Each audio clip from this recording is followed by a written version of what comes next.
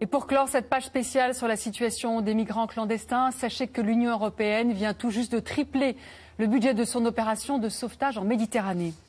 Et maintenant, l'actualité de ces dernières heures avec ce projet d'attentat évité dans des églises de la région parisienne. Un suspect est toujours en garde à vue en ce moment même. Il est suspecté d'avoir tué dimanche dernier Aurélie Châtelain, cette jeune femme de 33 ans à Villejuif. Sid Ahmed Glam est un étudiant algérien de 24 ans, sans casier judiciaire. Il était pourtant fiché par les services de renseignement, la DGSI, pour avoir évoqué sa volonté de rejoindre la Syrie et faire le djihad. Une fiche de surveillance avait même été établie pour contrôler ses déplacements hors de France. Alors, comment travaillent ces policiers de l'ombre, chargés notamment de la lutte antiterroriste ? Nous avions pu les filmer, c'était une première au sein de la DCRI, à l'époque la Direction Centrale du Renseignement Intérieur. Écoute téléphonique, filature, arsenal digne de la panoplie de James Bond. Retour sur ce document exceptionnel, à l'heure où les moyens et les prérogatives des services de renseignement sont justement en discussion. Il est signé d'Audrey Goutard, Jean-Marie Lecartier et Michel Violet. Ouais.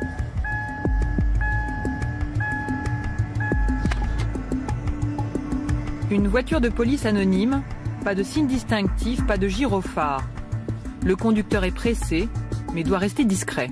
Xavier, tu peux voir avec Hervé où en est le vol, s'il est toujours prévu? Sa spécialité, la surveillance et la filature. Il est agent secret. À tout à l'heure. Ça change tous les jours, tous les instants.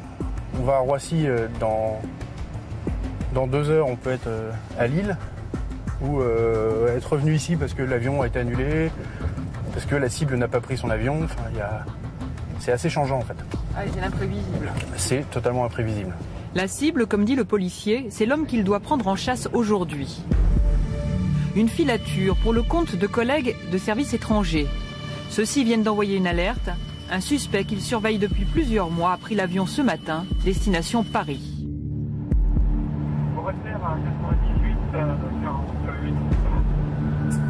Pour tout connaître de ses déplacements, ils ont demandé le soutien des services français. Nous, sur ce type de dossier, on a quand même peu de connaissances du dossier. Là, pour l'instant, on n'a qu'une tenue vestimentaire très approximative.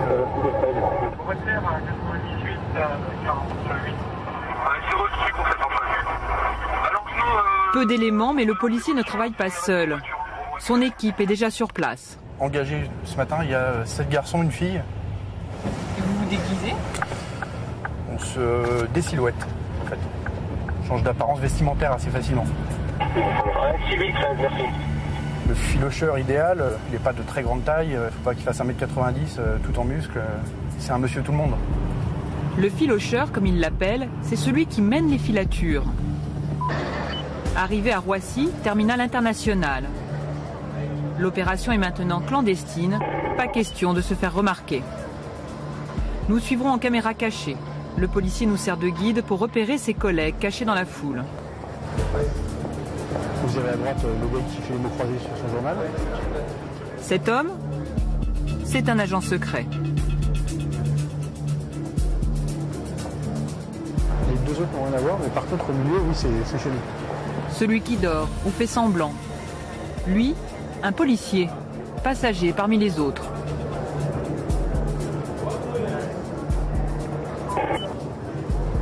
Enfin, ce couple d'amoureux qui boit un café tranquillement. Eux aussi, des agents secrets. Tous sont déjà en place, au cas où le passager serait attendu. Un proche qui pourrait donner l'alerte. À partir de maintenant, l'attente commence. Elle peut durer des heures.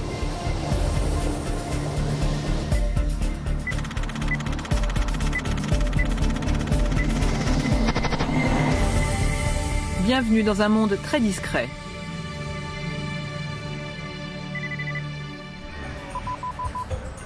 La direction du renseignement, c'est juste un immeuble anonyme. Seul indice, les plantons à l'entrée. Et pourtant, la sécurité se veut maximum. Il y a un peu plus d'1 an, le bâtiment a échappé à un attentat à la voiture piégée. Déjoué in extremis. Le ministère de l'Intérieur nous a entrouvert la porte de son service de renseignement. Une première, mais sous contrôle. La plupart des visages resteront masqués. Quant à la parole, les informations, elles seront délivrées au compte-gouttes.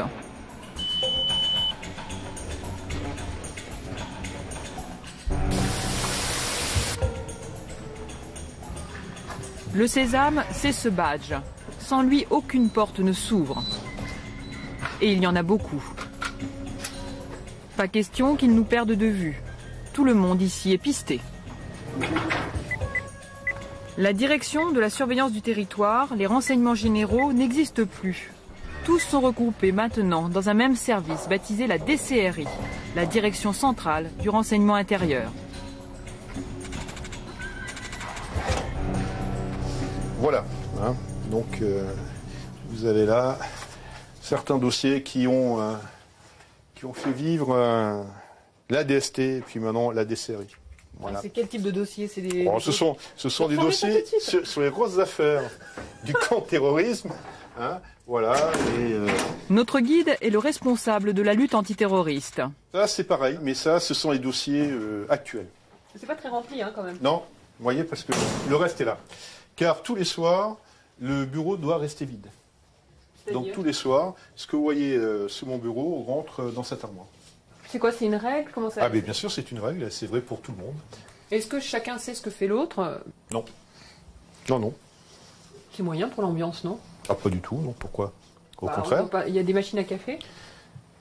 Il y a des machines à café, par-ci, par-là, oui, on en trouve. Mais les gens se parlent, hein. Mais ils n'ont pas besoin d'évoquer les affaires qu'ils traitent. Des affaires si confidentielles que même les proches sont tenus à l'écart. Et quand leurs questions sont trop indiscrètes, à chacun sa technique pour les déjouer. Lorsqu'on me demande vraiment des informations sur un dossier, je me contente de ce qui est sorti dans la presse. Et je prends les articles du Monde par exemple, et voilà, comme ils ne lisent pas le Monde, voilà, ça fait, ils ont l'impression que c'est une information.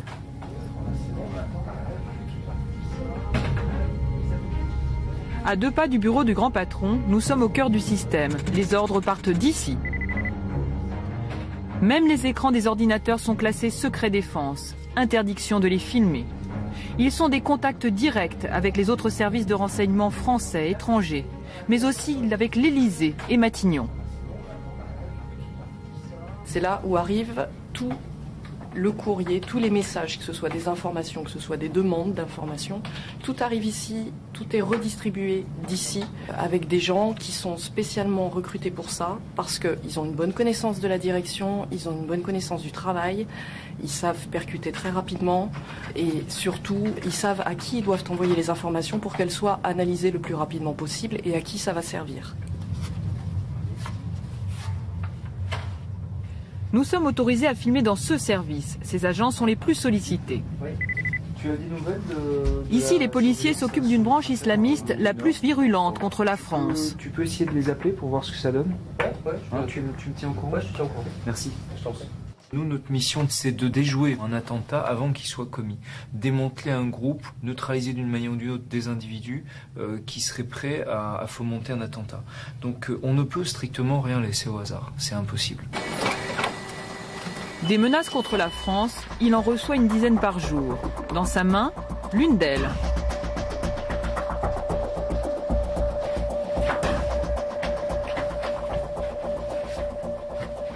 C'est un Tchétchène qui est rentré en contact avec une fille qu'on suivait, qui elle est maghrébine. Bon, et ça sur Tchétchénie, c'est pas mal. Et il veut, qu'est-ce qu'il a dit? Qu'il voudrait également... Le chef de la division antiterroriste évalue le danger et les moyens à déployer. Bon, allez, on va essayer de voir un peu de quoi il en retourne. Hein, on peut penser qu'en tout, il va y avoir une cinquantaine de personnes qui vont travailler dessus. Une cinquantaine de personnes parce qu'il y a l'aspect analyse, recherche, renseignement. Et puis, si on met une surveillance physique, là, tout de suite, les effectifs vont monter de façon conséquente.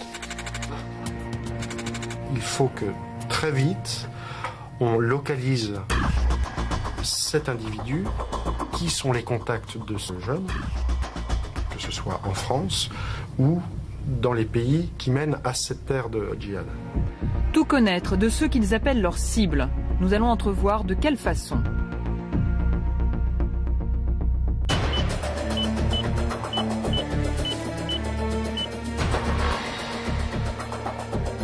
Posées quelque part en France, leurs espionnes les plus indiscrètes. En principe, seuls les policiers spécialement accrédités peuvent accéder ici. Interdiction de filmer alentour. D'ailleurs, nous sommes tenus de garder l'endroit secret.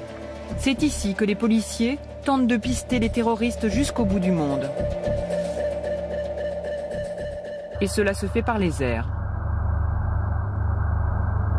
La plupart des conversations peuvent être interceptées grâce à un satellite braqué vers la Terre, vers une zone désignée par les policiers.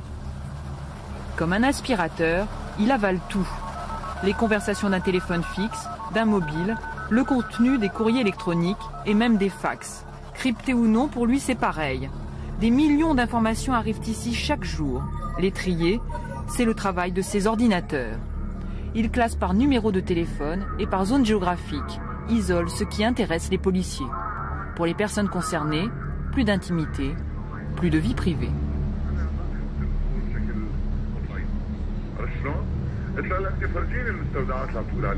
Ces agents ne s'occupent que des écoutes téléphoniques dans les pays du Maghreb et du Proche-Orient. Alors ici, on traite plusieurs centaines de milliers de communications par jour. Il y a effectivement une masse d'informations qui est énorme, mais nous ne sommes intéressés que par une partie infini-décimale, car nous avons une approche qui est très ciblée sur ce flux qui est effectivement très conséquent. Toutes les conversations sont traduites, disséquées, analysées, de la plus sensible à la plus anodine. Disputes de famille,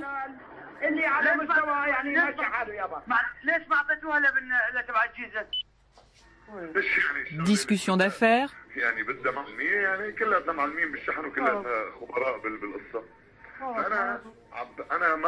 et parfois des propos plus intimes encore.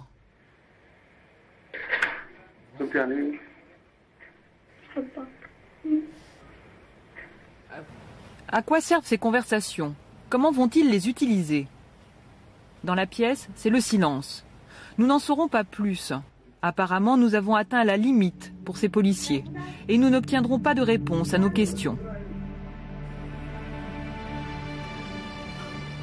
C'est une question... Non, je réponds pas. Pourquoi? Si.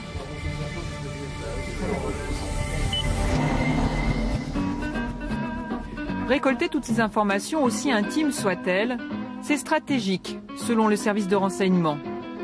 Ce que nous confirme ce policier qui y a passé plus de 20 ans.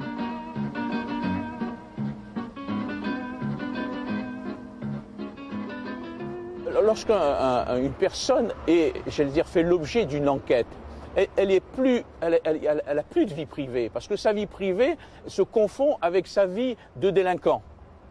Donc, si vous voulez, lorsqu'elle a donné des rendez-vous avec des complices, c'est plus sa vie privée.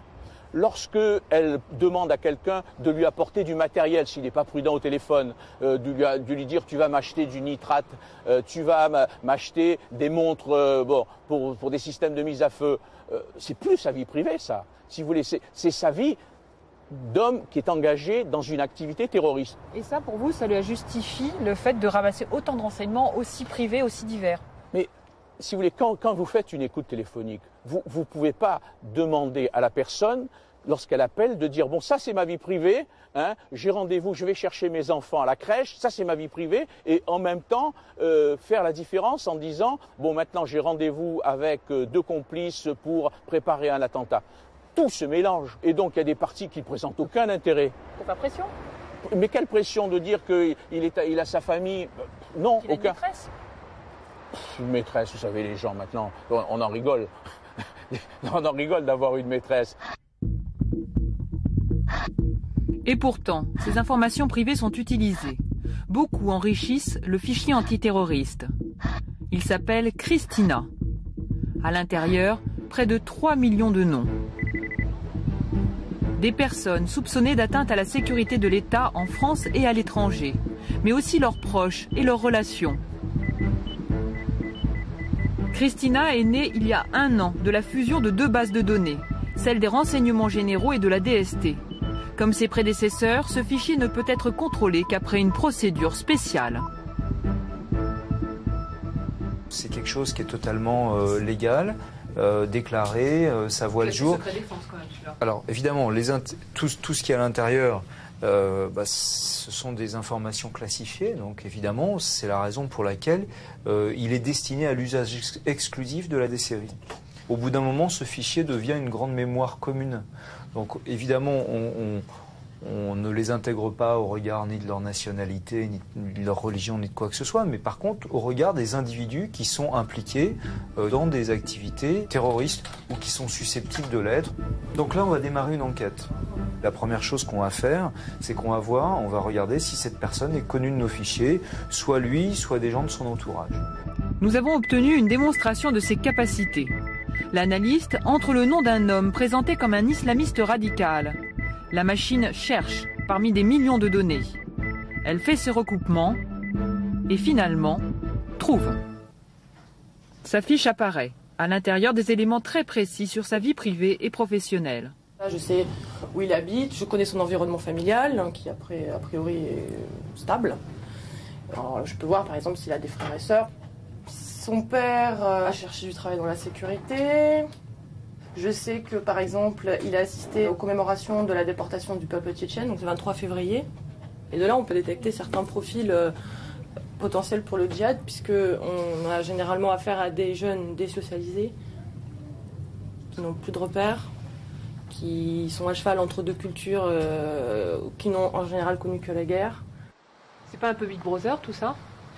Non, on travaille sur des gens qui sont des extrémistes, qui sont potentiellement violents. Ce sont des surveillances. Il n'y a rien d'attentatoire. Je veux dire, on n'est pas, il n'y a pas de coercition, il n'y a rien. On s'assure qu'il n'y a pas quelque chose de dangereux. Une surveillance invisible et sans conséquence selon les policiers. Mais une fois dans leur collimateur, ils ne vous lâchent plus. Arrivée de l'individu, tenue vestimentaire, veste kaki, pantalon noir, basket noir. Et en dessous, il a un pull noir. C'est reçu ? Oui. Retour à Roissy. Reçu à 98 et 27. Les policiers sont prêts à filer leurs suspects. Des agents toujours incognito dans la foule. Ils se frôlent sans se regarder. Il est posé là.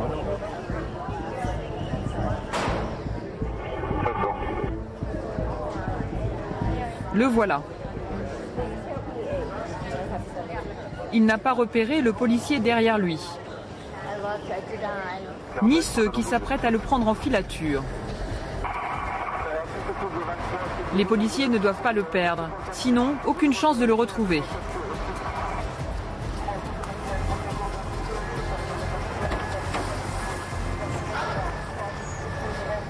L'homme monte dans un taxi.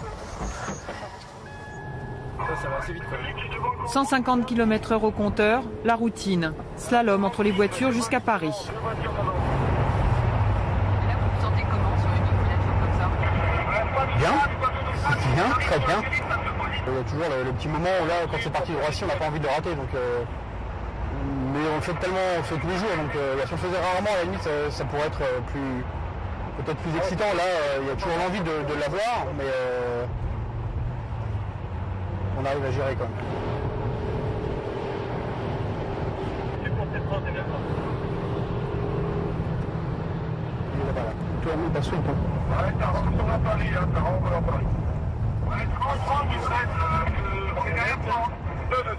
Ça va se poser, ça se pose face de Clichy au niveau du café brasserie Weppler. Le client descend, le client descend. Ça te va, vidéo effectuée? Ouais, c'est pris. Ça veut dire qu'ils ont fait une image du client. Ouais. Une première photo immédiatement envoyée au service. D'autres suivront. Ces surveillances peuvent durer des semaines, des mois même, de jour comme de nuit. Les policiers ne peuvent pas rester 24 heures sur 24 à ces trousses. Ils passent donc le relais aux hommes de l'atelier. Ce jour-là, les techniciens transforment une bouteille de liqueur en caméra espionne. Batterie. Le trou dans la bouteille se trouve là. Poubelle. Borne incendie. Et même panneaux de travaux. Des mini-caméras qui filment en toute discrétion. Ces hommes, par exemple, sur ces images qui nous ont été fournies par des policiers. Soupçonnés d'appartenir à un groupe terroriste, ils ne se sont doutés de rien jusqu'à leur arrestation. Tout est bon pour le camouflage et c'est du sur-mesure. C'est une vraie souche d'arbre en fait, qu'on a complètement évidée. Là vous avez l'objectif de la caméra qui se trouve ici. pour dire la cible vient de sortir de chez elle, par exemple, et donc les équipes de filature qui se trouvent le plus loin possible de l'objectif vont pouvoir enquiller sur la filature du véhicule. Pour garder le secret, les hommes de l'atelier ne nous montreront qu'une partie de leur technologie toujours plus sophistiquée.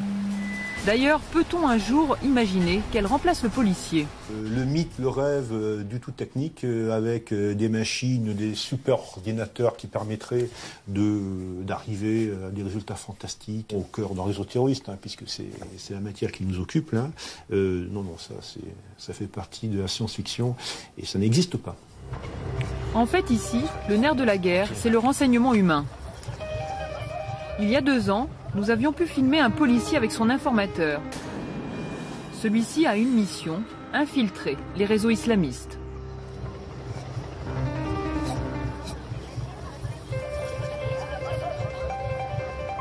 Ils doivent en être assez près, concrètement, pour pouvoir avoir des accès et être en ceci intéressants pour notre service, mais ils doivent en être assez éloignés au plan de la psychologie ou de la philosophie pour pouvoir dire non, ceci n'est pas mon islam. Cet homme est un officier traitant. Il recrute et gère ce que l'on nomme communément des indiques. Mais ici, on les appelle des sources. Alors je vais intervertir des puces, tout bêtement. Chaque contact fait l'objet d'une procédure précise. Mais pourquoi ? Pour pouvoir ne pas avoir le même boîtier que j'ai déjà utilisé avec cette personne que j'appelle et me donner la possibilité d'avoir 2 boîtiers différents, dont un qui n'a jamais servi. Un simple téléphone peut devenir une arme pour l'adversaire. Alors le policier n'a pas un portable, mais des dizaines. Un par source, un par affaire. Yes, sir. C'est bon. Pas un peu paranoïaque tout ça ? C'est tout à fait, on assume parfaitement la paranoïa parce qu'ici, on protège des gens. Pas uniquement le côté, on est la protection, on protège la France, etc. Ici, on protège des gens, des vrais gens, qui sont dans un boulot dangereux, qui risquent parfois leur vie, et on essaye juste de ne pas les perdre.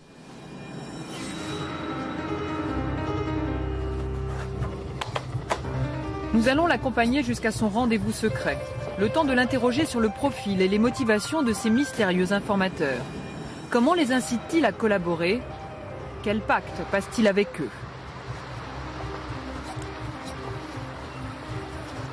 Jamais on ne doit faire de pression sur la personne. Parce que la pression, la menace, ça peut fonctionner dans certains d'autres services où j'ai travaillé. En matière de stupéfiants, par exemple, en matière de contre-terrorisme, on ne cherche pas des balances.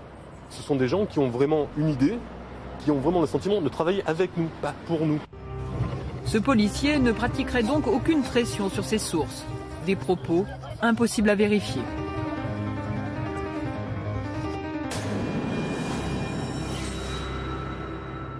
Alors qu'est-ce que vous attendez de vos agents ? Qu'ils s'infiltrent réellement dans des réseaux.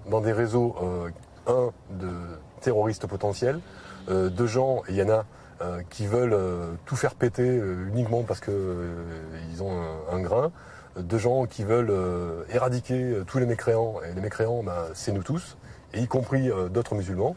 Est-ce que vous avez dû exfiltrer des sources en urgence parce que tout à coup vous vous rendiez compte qu'elles étaient démasquées ? Oui, c'est arrivé, et grâce à l'intervention d'un pays ami, on a pu faire sortir la source au moment le moins pire. Et qu'est-ce qu'elle risquait ? De servir de bête sacrificielle. Ah, ils risquent vraiment leur peau. Oui, puisque l'avant-veille, elle avait assisté à un égorgement rituel d'un traître. Donc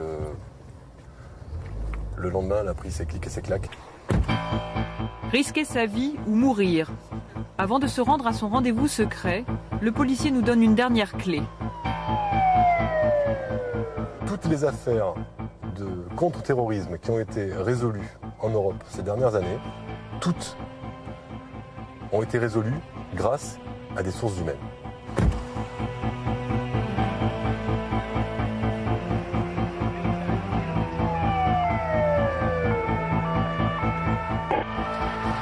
Une cellule islamiste, le groupe salafiste pour la prédication et le combat.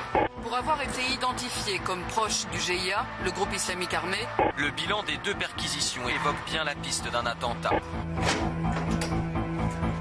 Depuis des années, la France traque les réseaux islamistes.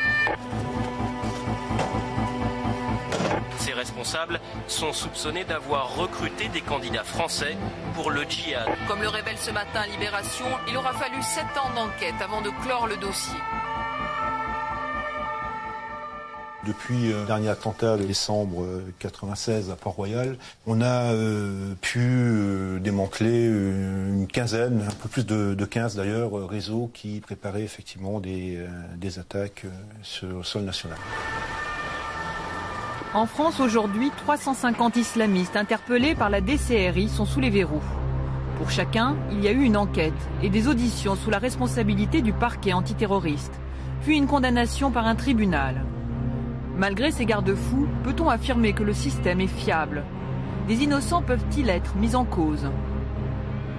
Si c'est arrivé, quelquefois, personne n'est infaillible. Et parfois, on peut effectivement se tromper sur un faux renseignement. Mais ça n'est jamais allé plus loin. On a très rapidement reconnu la chose et les gens ont été libérés aussitôt. Cela n'a pas toujours été le cas. Il y a 10 ans, c'était le procès Chalabi, ou l'histoire d'un dérapage. C'est une protestation solennelle et que nous avons voulu très forte et unanime de tous les avocats contre le procès de masse. Nous sommes en 99. Ces avocats représentent les prévenus du dossier Chalabi. Au total, 138 personnes jugées dans ce gymnase spécialement aménagé. Un procès, mais surtout un fiasco policier et judiciaire. Tout a commencé avec l'arrestation de l'islamiste Mohamed Chalabi, le chef d'un réseau actif et dangereux. À l'époque, dans un climat d'attentat, la machine judiciaire s'emballe. S'enchaînent de vastes coups de filet et des emprisonnements à la chaîne. Le jour du procès, il y a les auteurs, mais aussi des membres de leur famille, des amis, des collègues et même des voisins de palier. J'ai fait 1 mois de prison et mon mari 17 mois de prison et mon frère 7 mois de prison et tout ça c'est pour rien du tout. Ils avaient été donnés par des informateurs ou étaient apparus sur des écoutes téléphoniques, tout comme cette femme emprisonnée 4 mois pour rien. Bon, j'étais pas la seule, il y avait plein d'autres cas, des gens qui étaient là parce qu'ils connaissaient quelqu'un, parce qu'ils avaient une adresse dans leur carnet d'adresse, parce que quelqu'un leur a téléphoné. Bon. Au final, 31 relax, des innocents pris par erreur dans les filets de la lutte antiterroriste. Selon les policiers, ce procès a marqué un cap.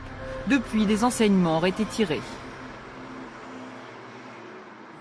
Toutes les choses évoluent, les situations évoluent, la connaissance du phénomène évolue aussi. Et elle progresse, en général, heureusement d'ailleurs. On progresse également dans la connaissance. Donc peut-être qu'à l'heure actuelle, on est plus en capacité de bien cibler les gens à suivre et à neutraliser. Voilà. Maintenant, j'espère effectivement qu'on n'aura pas de nouveau à arrêter 300 personnes par an. Bon, ça veut dire que vraiment, là, ça deviendrait extrêmement dangereux.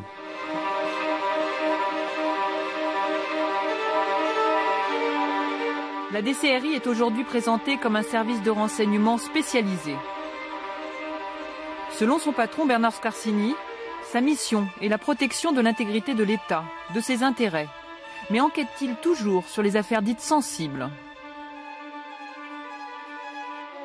Non, mais la vie privée des gens ne m'intéresse plus. Je crois que vous vous méprenez. Il y a eu une évolution de nos missions et tout le reste qui correspondait d'une part à une autre époque, où effectivement il y avait un lien entre le politique et l'aspect renseignement également d'ordre politique, effectivement permettait de laisser diligenter un style d'enquête de ce genre. Aujourd'hui, tout ceci a volé en éclats. L'affichage est clair. La réalité peut être beaucoup plus complexe. Difficile, en effet, d'imaginer qu'un pouvoir politique n'ait aucun dossier sur les affaires privées de ses adversaires. Bonsoir, monsieur. Et je vais lui rendre...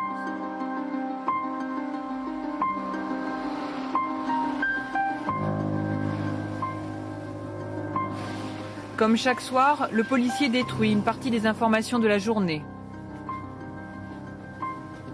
Il range ses dossiers dans son armoire forte.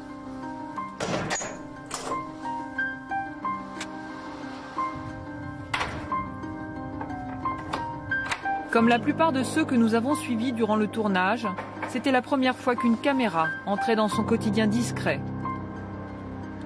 Pas un quotidien à la James Bond, mais plutôt un monde de fourmis laborieuses, où la moindre victoire, le moindre échec, sont de toutes les façons voués à rester dans l'ombre. Ce document a été tourné en 2010. Aujourd'hui, la DCRI s'appelle la DGSI. Alain Juillet, bonsoir. Bonsoir. Alors, vous avez été directeur du renseignement à la DGSE, les services de renseignement extérieur. Aujourd'hui, vous êtes président du club des directeurs de sécurité des entreprises. Alors, l'actualité vient de nous rappeler la difficulté des services de renseignement. Le suspect en cause dans cette tentative d'attentat était fiché, mais son arrestation relève du hasard. Alors, est-ce que l'on peut dire aujourd'hui que Sid Ahmed Glam est passé à travers les mailles du filet ? Non, on ne peut pas dire ça puisqu'il était identifié. Il était identifié, il avait été convoqué plusieurs fois, contrôlé plusieurs fois. Le problème que ce genre d'individu pose, c'est que quand ils ont un comportement, je dirais, normal pendant un certain temps, on ne va pas mobiliser sur lui des moyens importants puisqu'il a un comportement à peu près normal. Et il a été convoqué mais pas empêché de nuire. Oui, c'est ça, mais parce qu'à l'époque, il semblait assez calme. Ça semblait être un djihadiste calme, si vous voulez. Et en réalité, pas du tout. C'était ce qu'on peut probablement, c'est ce qu'on peut appeler plutôt un agent dormant, c'est-à-dire quelqu'un qui trompait son monde en se préparant à quelque chose. Est-ce que ça veut dire que les services de renseignement se sont trompés justement sur sa capacité de nuire ? Ils n'ont probablement pas identifié totalement le niveau de dangerosité qu'il avait. Mais vous savez, c'est pas facile. Quand vous êtes avec des gens qui sont issus du grand banditisme ou qui sont issus des banlieues, des leaders de banlieue, c'est assez facile parce qu'ils sont très démonstratifs dans leur comportement. Quand vous êtes sur des intellectuels, c'est pas du tout la même chose, c'est beaucoup plus compliqué.